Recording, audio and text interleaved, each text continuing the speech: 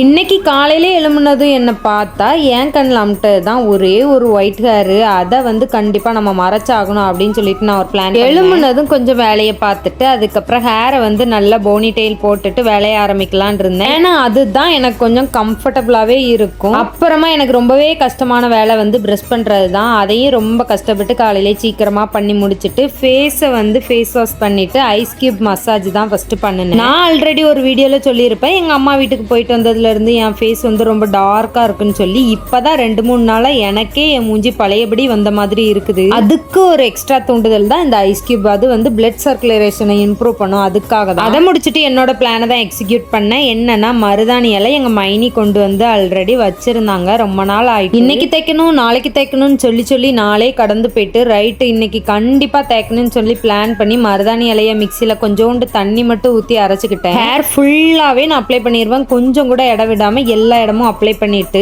ஆபீஸ்க்கு போகணுங்கிறதுனால ஒரு 1 hour ஊற வச்சிடலாம்னு ஊற வச்சுட்டேன். அதுக்கு இடையில உள்ள வந்து என் ஹஸ்பண்டுக்கு காலையில பிரேக்ஃபாஸ்டா தோசை சுட்டுலாம் அப்படின்னு சொல்லி கொஞ்சம் வேலையும் பார்த்துட்டு அந்த நேரத்துல தோசையும் சுட்டுட்டேன். ஆஃப்டர்நூன் சமையல் வேலை இல்லை, அதனால காலையில பிரேக்ஃபாஸ்ட் மட்டும் பண்ணியாச்சு. ஆபீஸ்க்கு போறது கூட பிரச்சனையா இருக்காதுங்க. ஆனா என்ன ட்ரெஸ் போட்டு போகணுங்கிறது தான் பெரிய கன்ஃபியூஷனா இருக்கும். நான் நைட்டே அயன் பண்ணி வைக்கணும்லாம் நினைப்பேன். ஆனா என்னால முடியாது. காலையிலேயே தான் நான் அயன் பண்ணுவேன் உட்காந்து. அயன் பண்ணாமே என்னால் போடாமல் இருக்கவும் முடியாது. என்னைக்காவது அவசரம்னா அயன் பண்ண முடியாமல் இருக்கும்ல ட்ரெஸ், அந்த ட்ரெஸ்ஸை வந்து நான் டக்குன்னு தூக்கி போட்டு போயிடுவேன். குளிச்சதுக்கு அப்புறமும் மருதாணி இலையோட கொஞ்சம் கொஞ்சம் சின்ன சின்ன துரும்பு எல்லாமே தலையில இருக்கும். அன்னைக்கு ஒரு நாள் தலை இழுத்ததுக்கு அப்புறமா நார்மலா ஆயிரும். உங்களுக்கும் ஒயிட் ஹேர் இருந்ததுன்னா இந்த பேக்கை ட்ரை பண்ணுங்க மக்களே. நான் கிளம்பி அடுத்தலாம் அவசரமா ஆஃபீஸ்க்கு கிளம்பிட்டேன். ஓகே மக்களே, பாய். அடுத்த வீடியோல பார்க்கலாம். டாடா.